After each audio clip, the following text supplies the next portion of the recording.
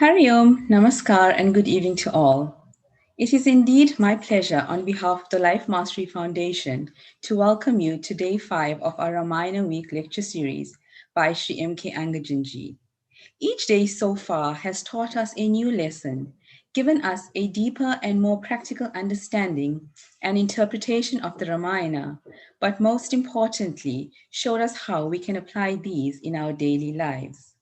Our religious scriptures, be it the Ramayana, Bible, Bhagavad Gita, etc., are often referred to as the manuals of life. These ancient texts transcend time, yet remain relevant and applicable to our lives today. They are a guide to moral living, revealing the spiritual truth, hence, helping us establish a connection with the divine. These texts, however, cannot just be read, and neither can the meaning be taken literally. Similar to the manuals that we receive when we purchase appliances and electronic devices, these manuals of life have to be read, understood, and analyzed in order to receive the full benefits. It is through workshops and discourses like these by learned and revered spiritual gurus like Sri M.K. Angajan ji that this invaluable knowledge from our divine scriptures can be passed on. However, attaining this knowledge is only the first step in one's spiritual development and betterment of life. It is up to us to take these lessons and practices and make them part of our daily lives. I have no doubt that today's discourse will once again be nothing short of inspirational and thought provoking. Without further ado, I now hand you over to Sri M.K. Angajanji. Thank you.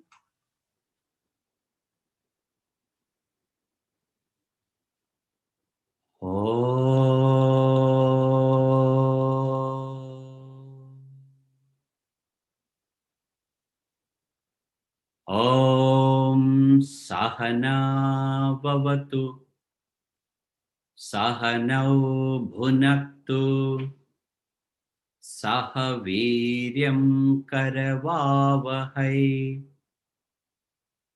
Tejasvinavadhitamastoma Vidvishavahai Om Shanti Shanti Shanti.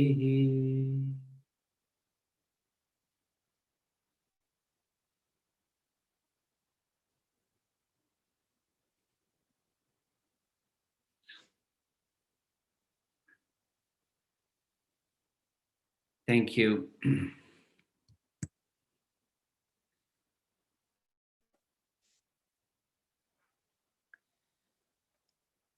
We have been analyzing this time-tested epic Ramayana. The Ramayana is actually a tale of two cities. That is the Ayodhya and Lanka. So if you compare and contrast these two cities, the king's characters and what happens in those cities, it will give an idea as to what happens to happy people and the unhappy people. The city of Ayodhya, or the kingdom of Ayodhya, was ruled by King Dasharatha, as you know, whose son was Lord Ram. On the other hand, Lanka was ruled by Ravana, supposedly a priest, a knowledgeable man.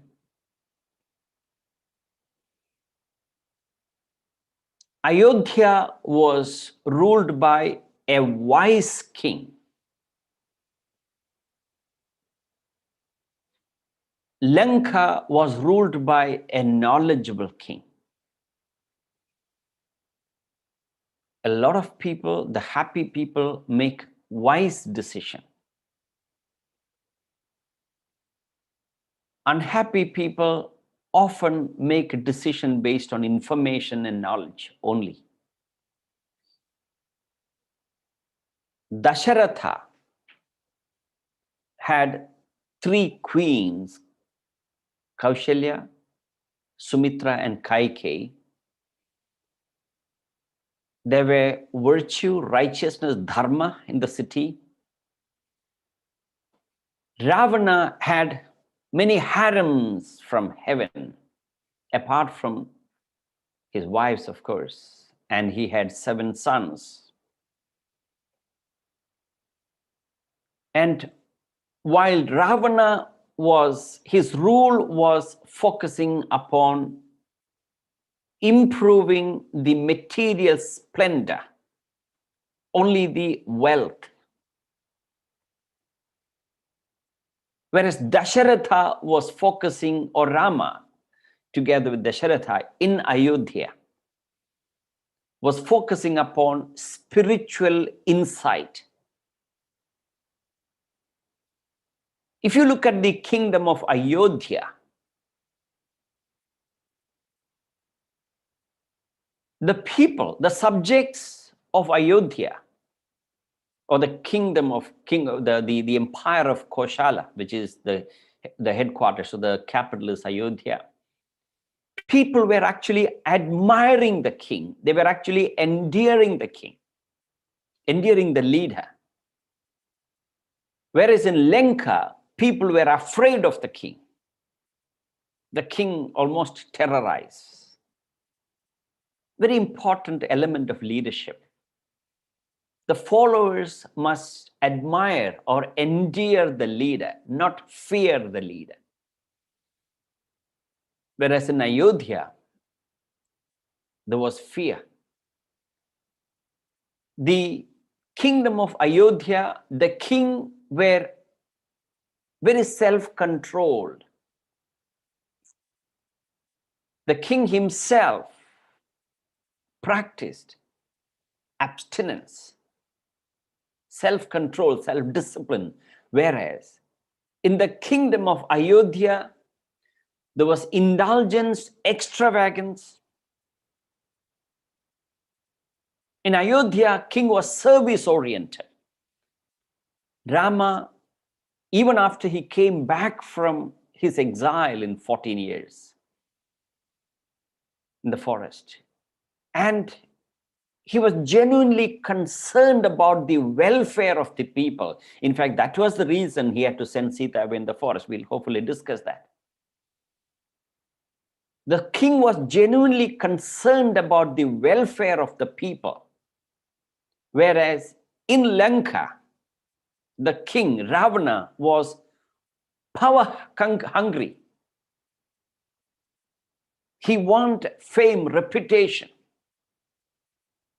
He wanted the power. As I told you the story yesterday, that he won the boon that neither gods nor demons could kill him. That's the power that he wanted.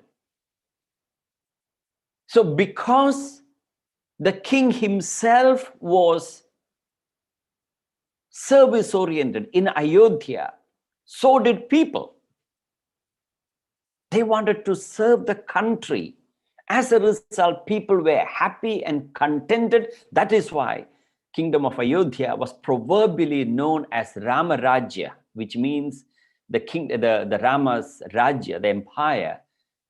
The implication of that term Rama Rajya means extreme sense of happiness and contented. People are delighted.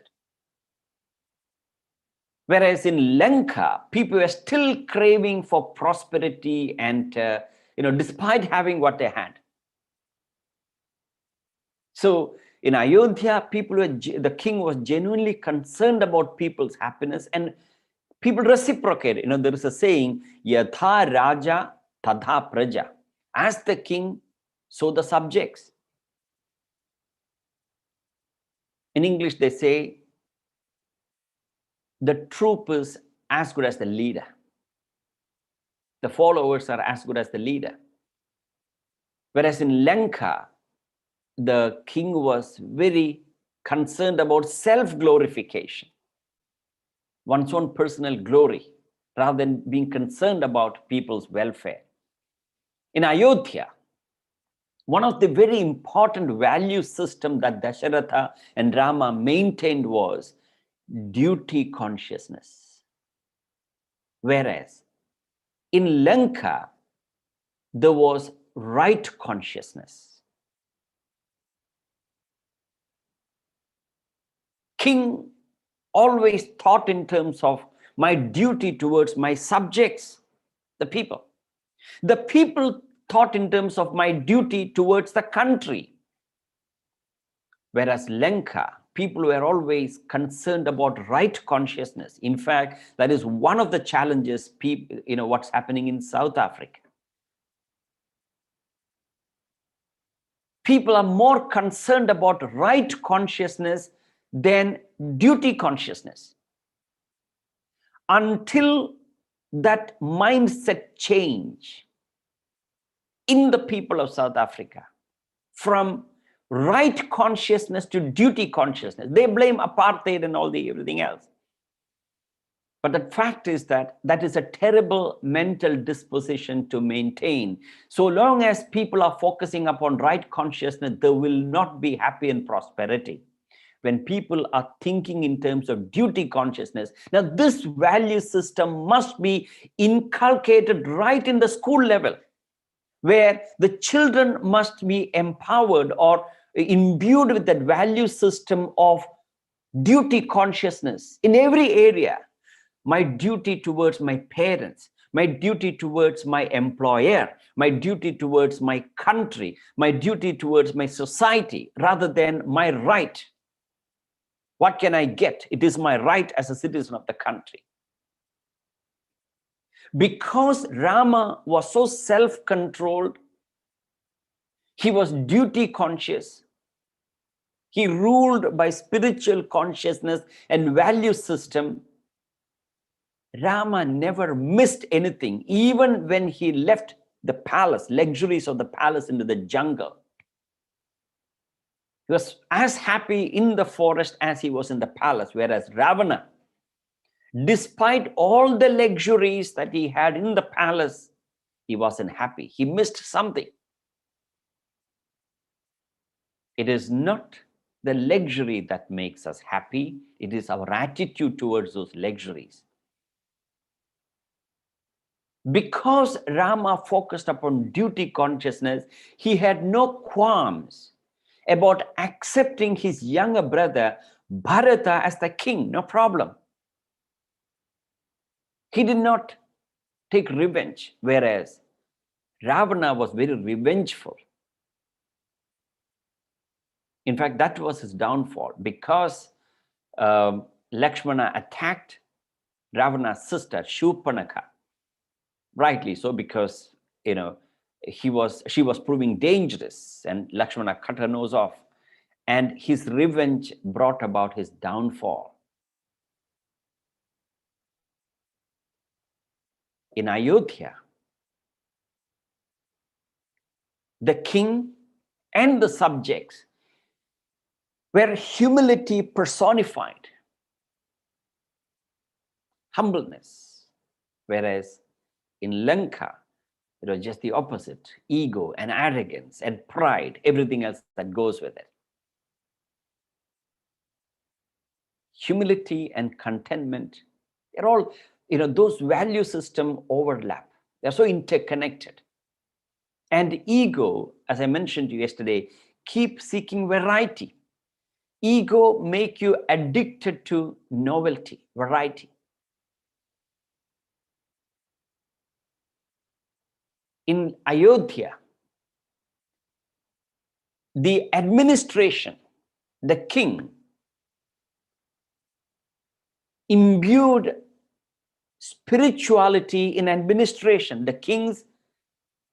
Every king, in fact, ancient India, that, as I mentioned in one of the days, every king had a guru in the palace, a Mahatma, Kula Guru.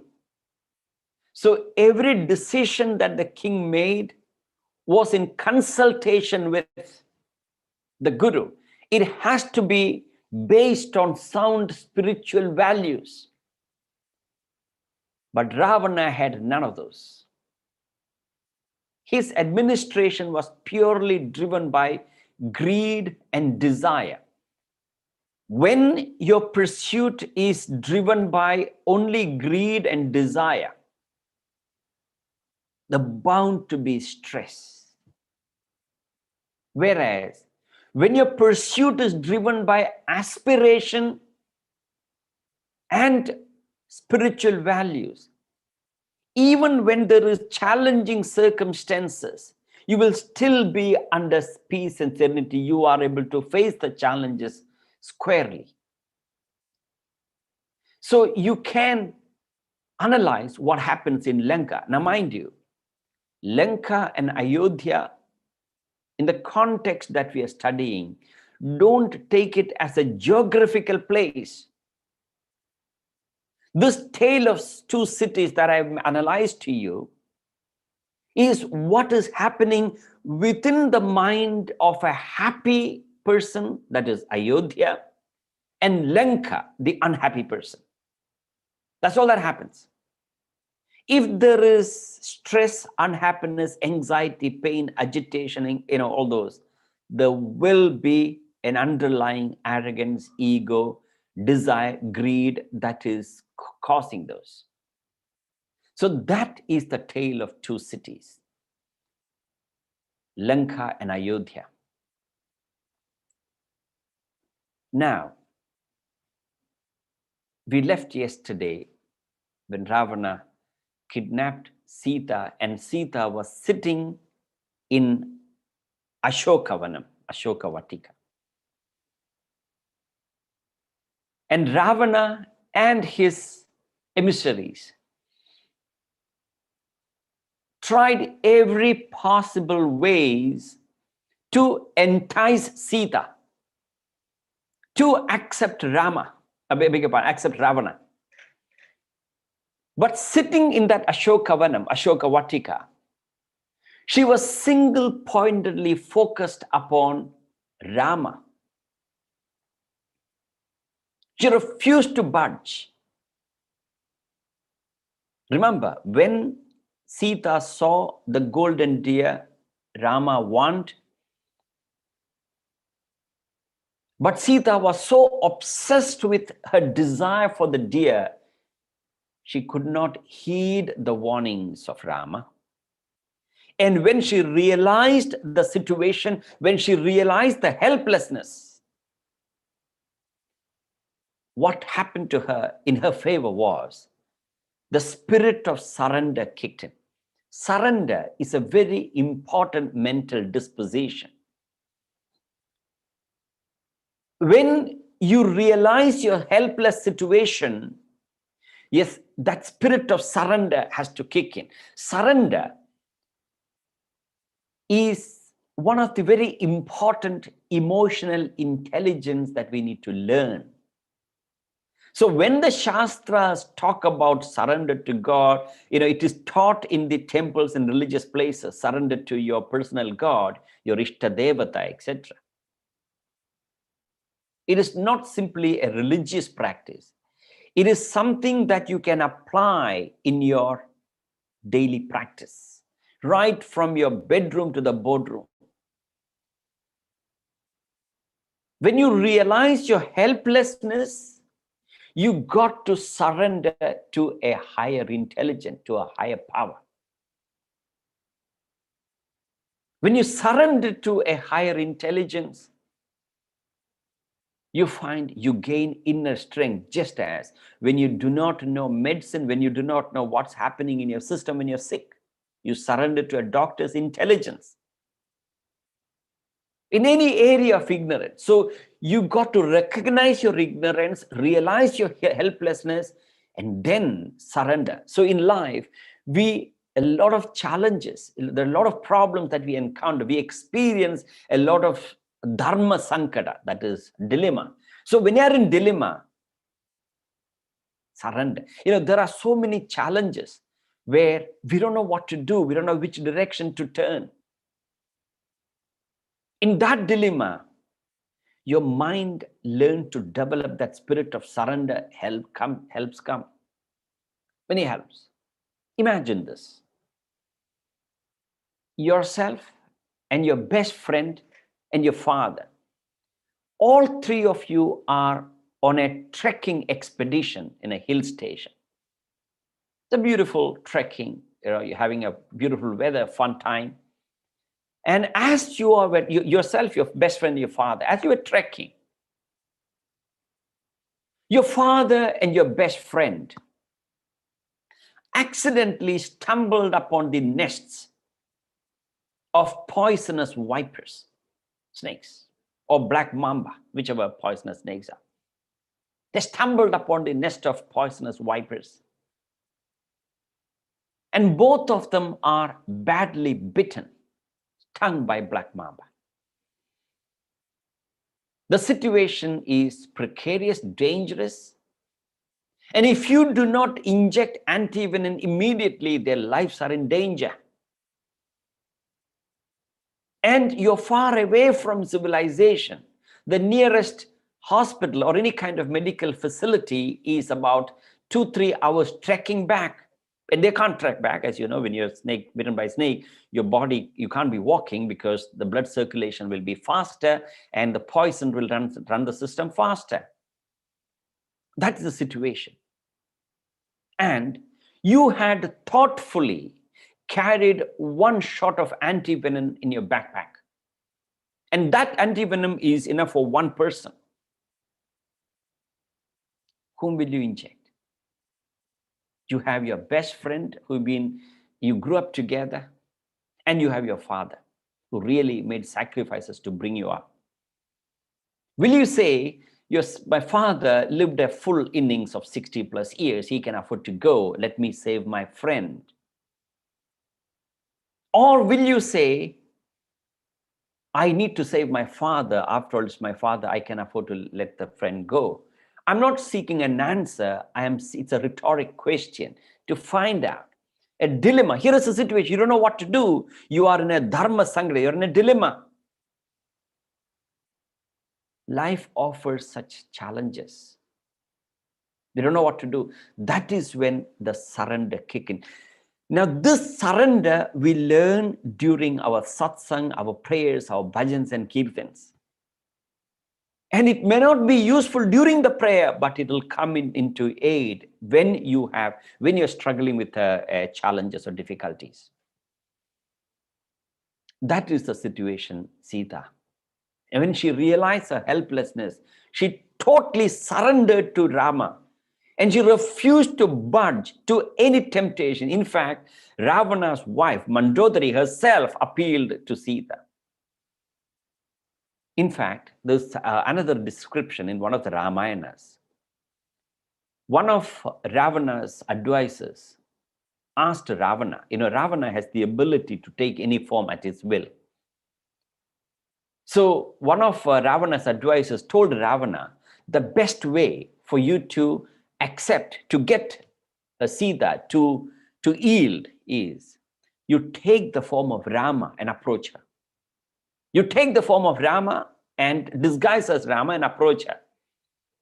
And you know what Ravana said? Ravana said, I have even tried that. I took the form of Rama and approached. But what happened is, when I took the form of Rama, my lust disappeared. What's the point? His lust was gone. So Sita refused to budge. That single-pointed devotion, surrender. And then what happened? Help came in the form of Hanuman. All right. Now, that aspect of the story. Now, let's go back to what happened to in the mountain, the Chitrakoot, where Rama and Lakshmana is looking around desperately to find Sita. So as Rama, Lakshmana were going around trying to find out where Sita is, which direction she's been taken. I told you the story of Jatayu, the king of birds, whom Ravana killed. So as they were moving around, remember, the kingdom of Kishkinda was ruled by the king Vali and his younger brother Sugriva. They were two monkey kings, Vanara brothers. They were the rulers of Kishkinda. They were very happy together. So what happened was, there was a demon called Mayavi. Mayavi is a deadly, demon. And Mayavi used to constantly attack the kingdom, plunder. And of course, Mayavi is no match for Vali and Sugriva. They were very, very powerful. But it is a nuisance. The Mayavi keeps disturbing the subjects. So on one of the occasions, Vali and Sugriva decided that we need to deal with this demon. So when Mayavi, the demon, the Rakshasa, attacked the kingdom, both the brothers decided to eliminate him. When both Vali and Sugriva decided to attack Mayavi, he realized that I'm no match for these two monkey brothers, the kings. He escaped, ran away. He ran, and Sugriva and Vali chased Mayavi. Eventually, he ran inside a cave with the intention of hiding inside. When Mayavi ran inside the cave, both the brothers standing outside, and the older brother, Vali, told his younger brother, you stand here at the cave of the mouth of the cave and make sure that Mayavi doesn't escape. I will go inside and deal with him. Sugriva agreed, and Vali went inside to deal with the Rakshasa inside the cave. And Sugriva waited outside and waited for long. Hours went into days, days went into weeks. He very devotedly waited. He was very reverent. He was very respectful and reverential towards his older brother. And after a couple of weeks, Sugriva heard a desperate cry inside the cave, and he thought that is his brother. Mayavi killed him. And what happened was, he didn't want Mayavi to escape from the cave. So Sugriva, the younger brother, pushed a huge boulder, a mighty sizable boulder, pushed and blocked the mouth of the cave, so that Mayavi, the Rakshasa, doesn't escape. He will die inside the cave. That was his intention. But in actual fact, it was not the Rakshasa who was, it was not his brother that is killed, it was the Rakshasa, the Mayavi. Vali actually killed Rakshasa, the demon. So Sugriva came back to the palace, thinking that his brother died. All right. And he started ruling the kingdom. And a few days later, suddenly Sugriva sees that his older brother Vali pitches up. And where is Sugriva? Sugriva is sitting on the throne. So there was a huge misunderstanding. First of all, Sugriva misunderstood that Vali got killed inside the cave. And when Vali came and saw Sugriva sitting on the throne, Vali thought his younger brother deliberately blocked the mouth of the cave so that Vali will get stuck inside and he'll die and he can rule the kingdom. But that was not the intention. Total misunderstanding. And Vali was not interested to listen to anything. He totally misunderstood his younger brother. And a furious battle ensued between Vali and Sugriva. And Vali chased Sugriva out of the kingdom, chased him out. And he took his family and imprisoned them. And Vali took over the kingdom again. Now, that is how Sugriva was stuck in the forest. So as Rama and Lakshmana were moving around, Sugriva, and together with his assistant Hanuman, Lord Hanuman, saw two young princely princely looking men moving around in the forest. When Sugriva saw these two young men moving around, Sugriva was scared because he thought it is another plot by his brother sending, some spy or something. So Sugriva told Lord Hanuman, go and find out who those young men are. So Hanuman disguised as a Brahmin and appeared in front of Rama and Lakshmana to find out who they are. As soon as Hanuman realized that it is Rama and Lakshmana, Hanuman took his original form and bowed down to Ram. And he carried Rama and Lakshmana on his shoulder, took both of them to Sugriva. All right. Now, there's an interesting dialogue between Rama and Sugriva. So Sugriva, the younger brother of Vali, heard the glory, the greatness of Lord Ram, the king of Ayodhya, the Yuvraj, and what had happened in the entire, drama that happened. So Sugriva heard about the glory of Ram, and as soon as Sugriva saw Ram, he was so delighted. And of course, Rama also heard about the kingdom of Kishkinda and Sugriva and Vali, etc. So Rama asked Sugriva, what are you doing here in the forest? And Sugriva explained the entire story, how the Mayavi, the demon, both the brothers fought, and how he got stuck in his brother got stuck in the cave, etc. And he said, my older brother Vali took away my family and chased him out of the kingdom, and I'm in hiding. The moment he sees me, he'll kill me. So I'm in hiding. And Sugriva asked Rama, what are you doing in the forest? And Rama also explained his story, how his stepmother Kaikeyi demanded the boon, and then the father gave the boon, and eventually as a duty to the father, he left the kingdom of Ayodhya, etc. in the forest. That's how I ended up in the forest. And as we were living, my consort Sita has been kidnapped by Ravana. Now, what is the story here? Remember, both Sugriva lost his wife and children. Rama also lost his consort, his wife. Both were in an identical situation, and because of that, they decided to unite. They decided to team up. Usually, people unite together when the goal is common, when action is common, when there is a common love. It is the common denominator that unites people. So long as there is no common denominator, it doesn't unite. Remember Mahatma Gandhi, how did he unite Indians against the British? British strategy was divide and rule. They divided Indians in every possible way.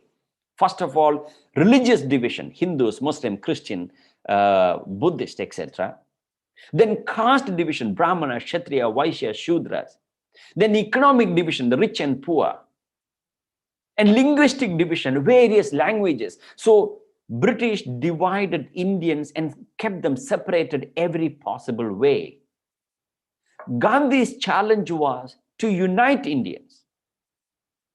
So Gandhi so wisely, so cleverly picked on the salt that British heavily taxed on. Salt taxed by the British. So when Gandhi said, let us abandon British salt. Let us walk towards the seashore, dry the salt water, manufacture our own salt. Now, salt it affected everybody, the rich, poor, the Hindus, Muslim, Christian, the upper caste, the lower caste, the Brahmana, Kshatriya, Vaishya, Shudras. Everybody was affected by it. So when he picked on that common denominator, what happened? Millions upon millions of Indians begin to think in one direction. Remember, human thoughts are the most powerful force in the world. Apart from the power of God, human thoughts are the most powerful force in the world. When millions upon millions of people begin to think in one direction, the freedom was not far behind. When there is a common denominator, when there is a common factor, that is when everybody begin to think in one direction. When people begin to think in one direction, there is indomitable power. That is what. So Rama and Sugriva was in the identical situation. They unite to team up. Rama agreed to help Sugriva to save his wife and children. And Sugriva in return said, I will help you to save your consort Sita from Ravana. Sugriva heard the story, heard about Ravana, of course. So both decided to help each other because of the common denominator. And Rama said, you go and I'll help you first. So Sugriva asked, how are you going to help me? What I'm going to do is, you go and challenge your brother, Vali, and get him out of his hideout, his palace, and I will kill him. No problem. But then Sugriva said, my brother is no ordinary brother. You can't do that. Why? Asked Rama. Then Sugriva explained Vali's power. My brother is incredibly powerful. My brother Vali has a boon, a blessing from Brahma, that whenever he meets an adversary, whenever Vali meets an opponent, an adversary, an enemy, a rival, half the strength of the enemy will go to Vali. So no matter however weak Vali is, even if he is admitted in ICU, if you attack him, still you cannot win him, because half your strength will go to Vali. So that is the problem. So if you face Vali, half your strength will go to Vali. That was the challenge. Otherwise, I would have dealt with him long before. The moment I face Vali, half my strength will be taken away by Vali. So I can't. Nobody can defeat him. That is the problem. Then Rama said, all right, let's strategize. What do? You go and challenge him, get him out of his palace and start fighting. I will hide behind the tree and shoot. I won't face him face to face. You go and challenge him. You get him out. That's all you need to do. I will hide in a bush behind a tree somewhere and shoot him and kill him. And that seemed reasonable to Sugriva. So he reluctantly agreed. So Sugriva went to the Kishkinda, the kingdom of Vali, and challenged him. Challenged his older brother, Vali. And Vali came to the balcony of his palace and saw his younger brother challenging him. And Vali is standing on the palace. Listen, why are you doing this? You know my strength. Why are you challenging? What is your interest? You can't win. Sugriva said, listen, I'm not interested to talk. You want to fight? Come out.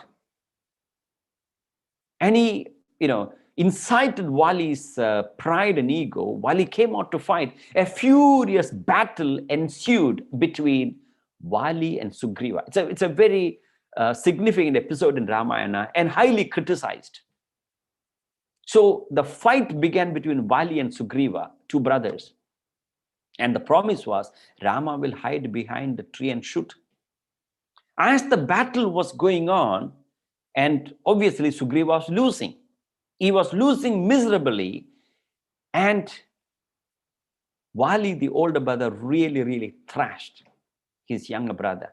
And Sugriva just managed to escape from the scene. Almost many of his bones were broken. He just managed to escape. As he was escaping, and Vali didn't want to kill him. As he was escaping, he saw Rama hiding behind a tree. And Sugriva asked, why did you do this? I was so happy in the forest and hiding. Now you asked me to go and challenge my brother, and you said you'll hide behind the tree and shoot. What happened? Why didn't you shoot? Look at my condition, so pathetic. How am I going to recover? Rama said, my friend, I'm terribly, terribly sorry. What can I do? Both of you monkey brothers look identical. Both of you look alike.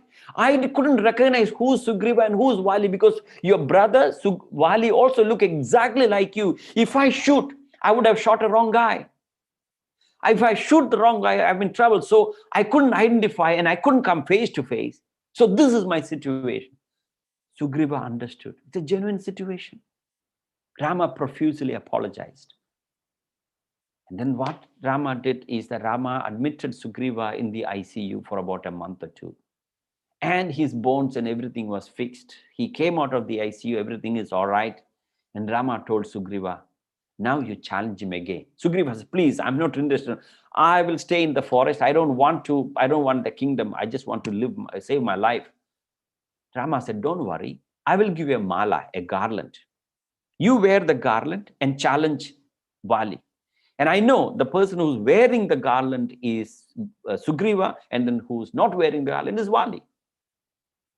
Sugriva thought it's reasonable.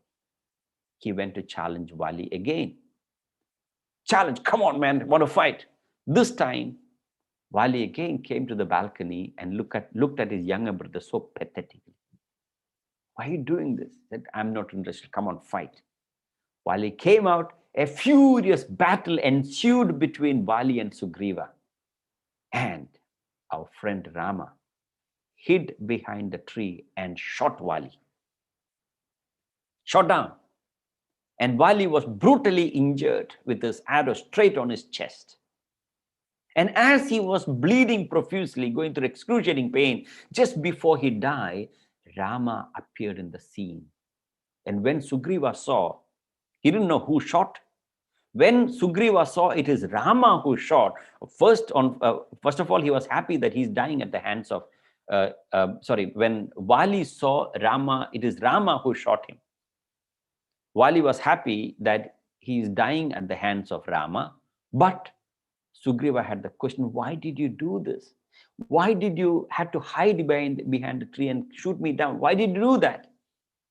Then Rama explained the story. My consort is being kidnapped by Ravana. My consort has been kidnapped by Ravana, and your brother Sugriva agreed to help me to save my consort Sita. Then Vali said, you say Ravana kidnapped your wife and you did this to me? And Vali said, you know my strength. It appears, when Vali had small children, all right, Vali used to just hop across to Lanka, just jump across to Lanka. That is his ability and power. He just jump across to Lanka and pick Ravana and bring him and hang him upside down. Remember, Ravana has got 10 heads. He used to hang Ravana upside down. When his children are mischievous, crying, he would hang Ravana upside down on the ceiling and entertain the children for a few hours, and then he hop across and leave Ravana. That is my strength. I can take 1,000 Ravanas and deal with them. That's my strength. And to save your consort from Ravana, you killed me. But then time was too late. Vali dies. And Rama reinstated Sugriva as the king of Kishkinda. Established Sugriva. Now, ladies and gentlemen, it is a severely criticized episode in Ramayana. On one hand, Rama is described as a great warrior, courageous warrior. On the other hand, he is hiding behind the tree and shooting. What is this? We need to understand the philosophy. Remember, as I told you, the entire Ramayana is talking about the fall and rise of a human being. In whichever way you fall, you can fall in your marital relationship. You can fall in your finances, in your business, in your wealth. You can fall in your health. And of course, you can fall spiritually. So when you fall, how to regain, how to retrace? First of all, you got to gain mastery over yourself. You got to remain within the line of self-control. If you cross the line of self-control, the conscience wants you. First conscience wants you, then the line of self-control. If you fall, the first thing that you got to do is to surrender, single-pointedly devoted to that supreme being, Paramatma, or your goal, single-pointedly. And then help comes, all right? So first thing that you got to do is you got to kill Vali and reinstate Sugriva as the king. Now, what does Vali mean? Vali represents greed. Vali represents lust. Vali represents any uncontrollable desires that is actually bothering us. There are many uncontrollable desires. Having a desire and keeping that desire under control of your intellect and give it a proper direction and achieve your goal, no problem. Even if it is material pursuit, no problem. But that desire, if it is not controlled by your intellect, you will find it becomes greed. It becomes uncontrollable greed, which is called lust. If you want to conquer lust, there is a strategy. There is a way you go about it. What happens is, when you have an uncontrollable weakness, you cannot face the object of weakness, face to face. For example, a person who's got weakness for sugar, sweet. You can't load your fridge with all the sweets because the family wants to eat. No. What happens is, as soon as you see the sweet, half your strength will be taken away by the sweet. A person who has got weakness for alcohol, as soon as he sees the alcohol bottle, half the strength, alcohol bottle will take away. That's what happens. When you see, your perception creates, strengthens the desire. So as soon as a person who has got weakness for alcohol, he sees the alcohol bottle, alcohol bottle will take away half the strength. That is represented by Vali taking away half the strength of his adversary. And we all have our own weaknesses. So what do? Since you meet your object of desire, object of temptation, that object of temptation will take away half your strength. What you need to do, you can't come face to face. You got to hide behind the tree and shoot. The moment you come face to face, alcohol will take away you'd replace your most powerful desire. It could be cigarette, it could be food, whatever it is. But it's a fact. We all have a Vali for us that takes away half your strength. You can't control it. So what do? Keep away from it. You hide behind the tree and shoot. You stay away from the environment that incite that attractions and temptation. You move away from that attraction, the temptation. That is why we have a spiritual institution, ashram, and where you retire for days or weeks or even months and gain the strength and come back. Once you gain the inner mastery, you shoot Vali down.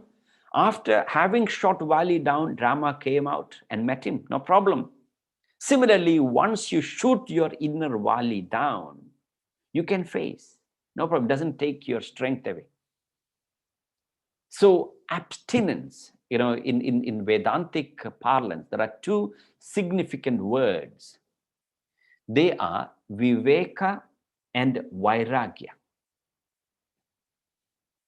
Viveka means knowledge, wisdom, understanding, the ability to know what is right and wrong, good and bad. Vairagya means abstinence. It means physical abstinence as well as mental abstinence. If you physically abstain and mentally thinking about it, Bhagavad Gita, 3rd chapter of the Bhagavad Gita calls you hypocrite, mityachara. All right. So you can physically abstain, but don't think about mentally. So both physical and mental abstinence. And having refrained from that enjoyment, what you need to do, you got to invest time in learning the spiritual values. All right. And once you gain that strength, you can meet Vali. No problem. So Rama shoot Vali down, and you and me had to do that. We all have a Vali in the external world that is tempting us. At the moment, lust, greed, anger, many of these powerful emotions are ruling us. So you got to reinstate Sugriva. Sugriva means well victorious, one who has controlled. You got to eliminate Vali and re-establish Sugriva as the king or kingdom of the kingdom within. First thing that you got to do. Many of our problems, if a man who is losing his money in the business, it is because he doesn't know how to manage his management or leadership ability. Similarly, health deteriorating. Somewhere in the past, you lost your self-control. Similarly, in the relationship, in every aspect of life, when you fall, if you want to regain, you got to abstain and introspect and gain that inner strength and then come back. There are people who, when they have business challenges, when they have business problem, they keep, hitting their head on the wall and say, how do I do? What do I do? Take time off.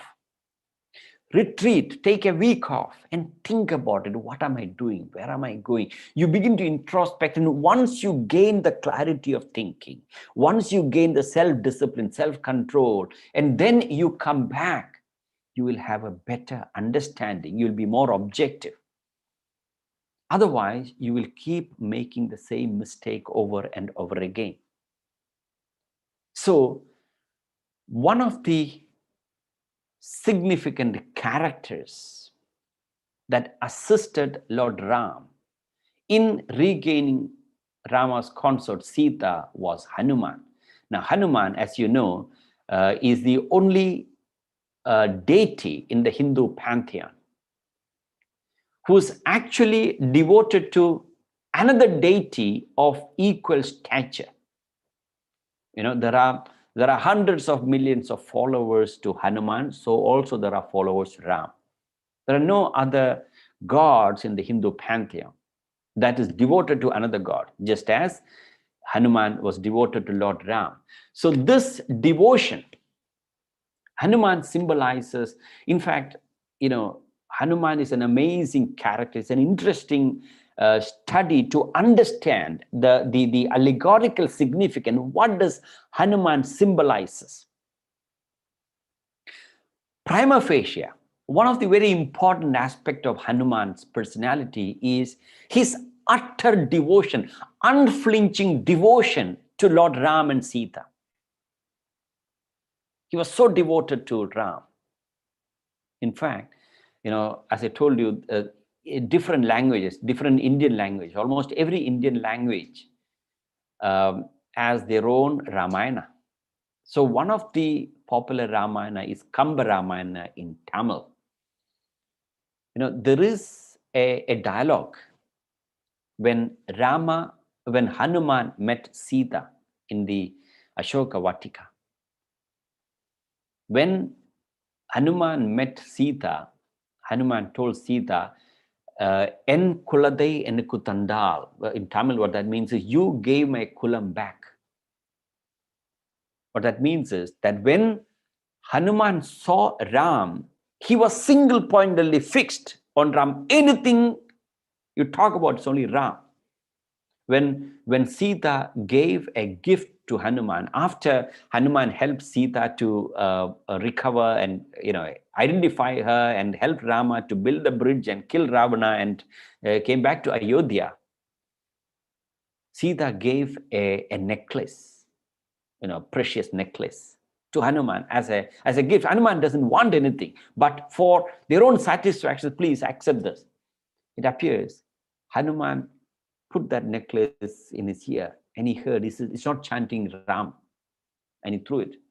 And he even, broke those pearls or whatever the precious stones are, because there was no Rama inside. To that extent, so Hanuman represents that single-pointed devotion. Now, ladies and gentlemen, the concept of devotion is largely misunderstood, or it is very narrowly understood. What is devotion? Bhakti is a very essential aspect of life. It's a very significant aspect of life, devotion. Now, a lot of people think or misunderstand, wrongly think that prayer or devotion, when you pray, it is to please God. You pray not to please God. Another set of people think by praying, you influence God's decision in your favor. No. Prayer is not to win favors from God. Prayer and devotion is not to influence God's decision in your favor. Then why do we pray? When we pray, the influence is not for your God of your understanding. When you pray, the influence, the effect of your prayer is upon yourself. When you pray, it improves your mood. It is a reality. It is a science. It is a scientific truth. When you express your devotion, when you're in an environment where the Vedic mantras are chanted, the havans are performed, and all the religious activity, when you're part of it, it definitely enhances your mood. It improves your attitude. It changes your expectation. It changes your entire thought process in the prayerful environment. So the influence of prayer is upon your thoughts. And when your mood is positive, your attitude is positive, when your mood is acceptable, and your expectations are positive, you make the right decision, right choice, right action, you will accrue the result. But people believe one of the biggest misunderstanding in the field of religion is to believe that your prayer will influence God. It is an utter nonsense to believe that your prayer will influence God's decision in your favor. Nothing like that is going to happen. It's a superstitious belief. When you pray, prayer is fantastic. It is a very scientifically proven fact. What happens to your personality to pray? So don't underestimate the power of prayer, but don't even think about, in terms of God influencing God's decision. But the truth is that prayer will influence your thought process. When you are in the environment of chanting the mantra, the word mantra in Sanskrit means trayate iti mana mantra. That which protects your mind is mantra. Mantra. Man means mind. Trayate. Tra means trayate, protects. So chanting of the mantra protects your mind, because remember, there was a Japanese scientist who did a research as to find the influence of sound waves on water. Different quality of water. He used different samples of water, and he exposed that sample of water to different music, different sounds, rock and roll, classical music, certain negative words. And the impact of sound waves on the water molecules were very, very different. When he exposed the water molecules to chanting of the mantra and classical music, the formation of the water molecules are very, very systematic. But the same sample of water was exposed to negative sound. It was terrible. It was negative. Remember, you and me as human beings, we are about 68% composed of water. Can you imagine your personalities and the mind is exposed to the chanting? Immediately it makes an impact on your personality. It is very scientific. And there are many psychosomatic diseases have been positively influenced or even cured just by mantra shakti, the power of mantra. The environment of heaven where we pray has got shakti to influence, not so much to influence God. It influences you. So bhakti or devotion is an essential aspect of human life, not just leave alone your religious life. All right. So when prayer, bhakti influences your food, it becomes prasad, isn't it? When bhakti influences your hunger, we call it fasting, religious fasting. Isn't it? When bhakti, prayer influence your travel, we call it pilgrimage. You do it with a sense of devotion, become pilgrimage. When bhakti influences music, song, it becomes bhajans, kirtans. When bhakti influences your house, it becomes mandir, it becomes temple. Temple is not just a place where you go. Your house must be converted into an ashram. where it is imbued with bhakti. When bhakti influences your action, it becomes seva, it becomes charity. When bhakti influences your giving, it becomes dhanam. And when bhakti influences your person, it becomes a human being. Bhakti, devotion, that bhakti is represented by Hanuman. And Hanuman, it's the iconography of Hanuman is also deeply symbolic. One of the embodiment of devotion, all right? You know, Hanuman has got a very mystic personality, mystic significance. Generally, you find Hinduism, in the Hindu pantheon, Hanuman is symbolized in two postures. One is Hanuman strikes a heroic posture, carrying Dronagiri mountain on his left hand and the Gada on the other hand. You must have seen the picture. He strikes a heroic posture. And that is one iconography, representation of Hanuman. And the other image of Hanuman that you often come across is Hanuman is sitting in front of Rama, Sita, and Lakshmana with utter humility and devotion, total surrender. On one hand, you find Hanuman is striking a heroic posture, courage, valor, ability, strength. On the other hand, utter humility, devotion, surrender. When a mind that is that indomitable combination of utter valor, courage, and ability, coupled with humility and devotion, your mind gain incredible strength. Your mind become indomitable. That rare combination of ability and humility is represented by Hanuman. In the world, you find people with a lot of abilities and capacities, but very arrogant.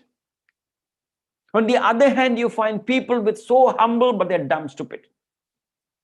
A person with incredible ability, at the same time an extreme sense of humility, such type of people are rare, and they are the real powerful people. There are many business people in the world. You will never ever find them in the media, etc. But they are the influencers. They never want recognition, etc. They are influencers in terms of what do you call this, employment, in terms of influence the economy in many, many ways, but always hide behind ability and humility. That is when human becomes most potent. Hanuman, you know the story, Hanuman carrying Dronagiri mountain. Hopefully we'll be able to discuss that tomorrow. All right, Hanuman, all right, Gada, the Hanuman's weapon is Gada. Now, what does Gada indicate? The weapon, you'll find every gods in the Hindu pantheon, almost every gods carry weapon. Lord Shiva has got trident, the Trishul. Vishnu had the disc sword. Lord Ram has got bow and arrow. Hanuman has got Gada. And goddesses also, Durga and Kali, they all carry weapon. Hanuman's weapon is Gada, in symbolizing that don't run away from the challenges. Challenges, problems are the insignia of life. It is your boldness and courage with which you face the challenges that makes the problems meek. When you are venturing into accomplishing something, rest assured you will meet with challenges. Nobody in the world achieved success in ideal condition. Remember, when the battle was going on between Rama and Ravana, Ravana's son attacked Lakshmana, and Lakshmana soon he fainted. And the Vaidya, that is a traditional doctor, came and said, you need to get Sanjeevani. When Hanuman was rushing to get Sanjeevani, he encountered many, many obstacles, many impediments. But he was single-pointedly focused upon getting the Sanjeevani. And when he reached there, he forgot what does it look like. And what did he do? He carried the whole mountain and brought back. Now, what does it mean? Meaning that when you want to accomplish something, you will meet the challenges. Never ever expect an ideal condition if you want to meet your goal. There will be challenges, there will be dejection, there will be disappointment, there will be regret, all kinds of things. But You rise above it, boldly, courageously. But if you yield to it, those challenges overpower you. That is the significance of the Gada, the mace. Hanuman represents our mind. You know, a lot of people call Hanuman as monkey god, which is a misnomer. All right, Hanuman has got human body and a monkey face. Again, it is symbolic. What does it mean? You know, people don't understand. They don't think what I mean. There are so many gods and goddesses, iconographies in Hinduism which we need to explore. As you heard before, I've written a couple of books. One of them is From Gods to Godhead: The Meaning and Purpose of Hindu Gods, Rituals and Festivals. The meaning and purpose of Hindu gods, rituals and festivals. The book is available. You can go to our website, lifemasteryfoundation.vision. Beg your pardon, lifemastery.vision. The website of Life Mastery Foundation is lifemastery.vision. You can either get it from there, or you can send us an email. We can send the books to you. And there are a number of audio CDs and DVDs available. Some of the CDs include 12 Habits of Highly Happy People, The Power of Positive Mental Attitude, 8 Daily Practices for Life Mastery. How do you start a day and how do you end a day? It's one of the beautiful principles that's been discussed there. And then discourses on the Bhagavad Gita, and then self-esteem, the art of successful parenting. There are about 20, 30 titles. Discourses on Patanjali's Yoga Sutra. You know, a lot of people misunderstand yoga means only physical exercises. Yes, yoga, physical exercise, stretching is only one aspect of yoga. Yoga has got much deeper understanding. So how do you practice a complete yoga? So that DVD on Patanjali Yoga Sutra discusses that. And then the DVD on transforming difficulties into opportunities. They're all available. You could visit the website and get hold of those. It will be a support that you render to the Life Mastery Foundation when you buy those resources. All right. So the book, explains why do we have in Hinduism, in the Hindu pantheon, so many gods? Why do we have so many rituals, very elaborate rituals, very colorful festivals? No other faith or country in the world displays such innocuous, very value-adding, festivals.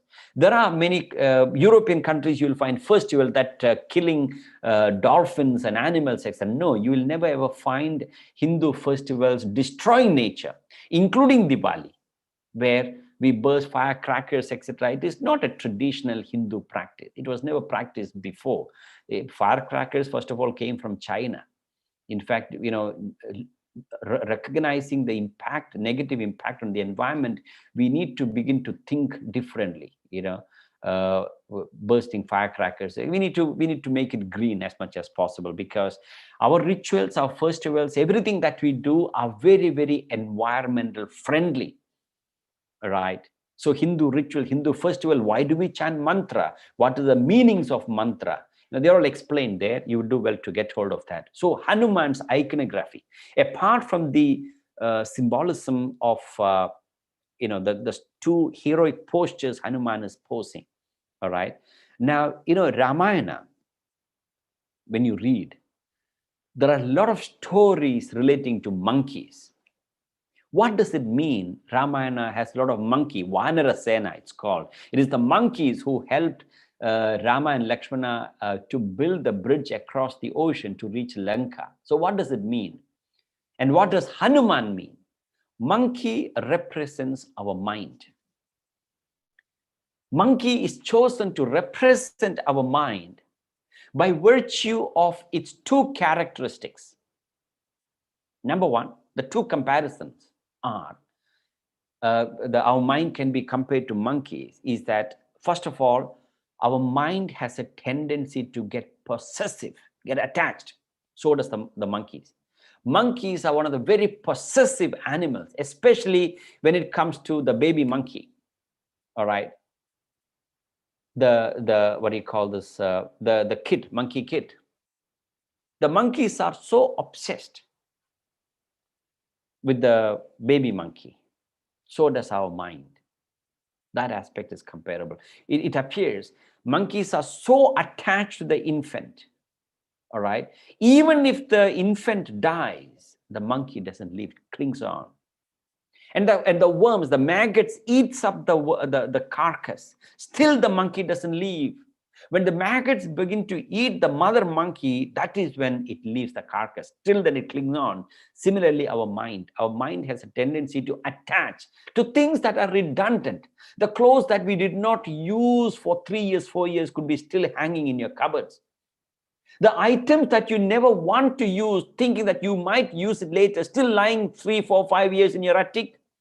There are so many possessions that we believe we don't feel like giving it away. That is the nature of the mind, to get cling on, possessive. That is comparable to the monkey. The second nature that is comparable to the monkeys is the restless nature of the mind. Mind, like monkeys. Monkeys are very restless animals. You'll not find a monkey sitting quiet more than a few minutes. A minute or two, that's it. They need to keep jumping from one place to the other. This aspect of the mind is comparable to monkeys. Our mind is like that. There are 2 types of movement. It is called asthira and chanchala. Asthira means movement from one place to the other. Like monkeys keep jumping from one branch to the other. Even if you tie a monkey down in one place, still the monkeys are very restless, constantly fidgety. So also our mind. You give your mind a point of concentration, it cannot stay in one place. That restless nature of the mind is compared to monkey.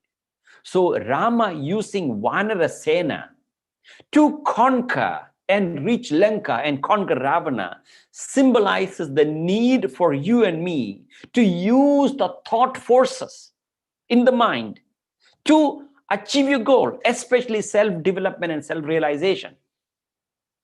The resources that are available within each one of us is human thought. Bhagavad Gita, the central verse, the geometrical center of the Bhagavad Gita is the 22nd verse of the 9th chapter of the Bhagavad Gita, which describes this principle. He says, Ananyas chintayanto mam ye janas paryupasate tesham nityabhiyuktanam yoga kshemam vahamyaham. Ananya chinta. Chinta means thought. Anya chinta means other thought. Ananya chinta means no other thought except the thought of your goal of God realization, the thought of your Ishta Devata, or thought of whatever goal that you have. When your entire thought is focused in one direction, your entire being, your organs of perception, the eyes, ears, nose, tongue, and the skin, organs of action, hands, legs, genital, organs of evacuation, organ of speech, your entire heart and head, every realm, every cell in your personality is focused in one direction. It is impossible that you will not achieve it. So Rama using Vanara Sena symbolizes the need for us to mobilize our thought forces, our inner resources, which are incredibly powerful to achieve your goal. Remember, none of us lack resources, but we lack the wisdom to utilize the inner resources. That is what Ramayana represents. So monkeys represent the restless nature of the mind, but Hanuman represents a focused, single-pointed mind. When the mind is focused in one direction, nothing is impossible, including a task as difficult as moving a mountain is possible when you are single-pointedly focused. So the problem is we don't know how to focus. That is Hanuman. He can overcome any challenges. Hanuman has the ability to fly across anywhere without any vehicle. Hanuman flew across from Rameshwaram to Lanka. Everybody is wondering, how do we reach? So Jambavan, the king of bear, reminded Hanuman his ability to fly. So Hanuman flew across and reached Lanka to discover Sita, indicating human mind do not need a vehicle to reach anywhere, isn't it? For your body to reach New York, So difficult. First of all, you need a passport, then you need visa. To get the American visa is a task. There's a lot of things that you need to prove, and you got the visa, then you got to buy the ticket, and then you go to travel to the airport, sit in the wait in the waiting what do you call the queue, and check in and sit in the flight for 15, 17, 18, 20 hours, depending upon which destination America that you're traveling. And having sat there, then you wait in the queue in the American what do you call this, at the border post, a long queue, because thousands of people travel to America. And finally the officer will ask you such strange questions, and you got to satisfy him, and then if he's satisfied, he'll stamp the passport and let you go. For your body to reach New York, what a task. But your mind needs no visa, no passport, no ticket, no flight, nothing. The moment you say Statue of Liberty, the moment I say Statue of Liberty, your mind goes there, if you've been there, isn't it? That nature of the mind needs no vehicle, represented by Hanuman's ability to fly across anywhere. A controlled mind, disciplined mind can reach any avenue. It can reach unknown avenue. It can reach the imagination, the ability to imagine, the ability to project, create, extrapolate things that is never created. That is the ability of the human mind. And Hanuman has the ability to change his shape at will. He can be giant size, he can be a tiny form, whatever form that he wants to take. So also the mind. Mind can achieve any form, any shape, anything. That is a controlled mind. So if you want to achieve your goal, if you want to regain your lost wisdom, lost wealth, lost anything, in Rama's case, he lost his consort. You need the resources that is within each one of us. That is the power, the source of the mind. You got to know what is bhakti, how to direct that, and then it is not difficult. So how did Hanuman and the Vanara Sena and Jambavan, the bear and the squirrel, help Rama to go across the ocean? What does it mean? Squirrels and monkeys building bridge. We will discuss tomorrow at the same place, at the same time. And how did Rama conquer, fight against Ravana and destroy, and what happened thereafter? We'll discuss tomorrow at the same place, at the same time. Please join us. We'll conclude with the Shanti part.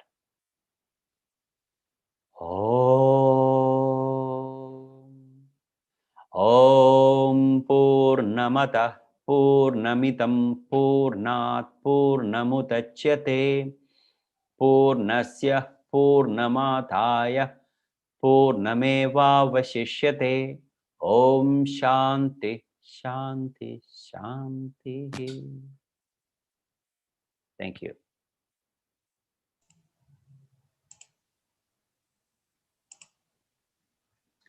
Greetings once again to all.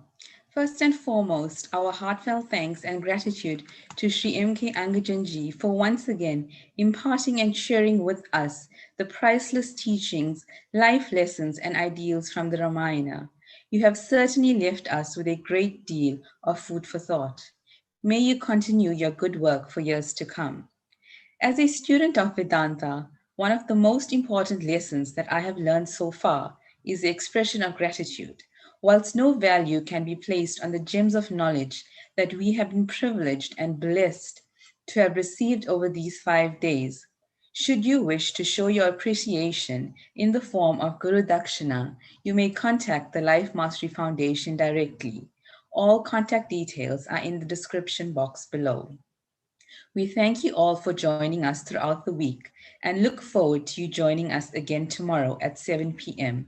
for the final discourse of the week. Stay blessed and stay safe. Hari Om.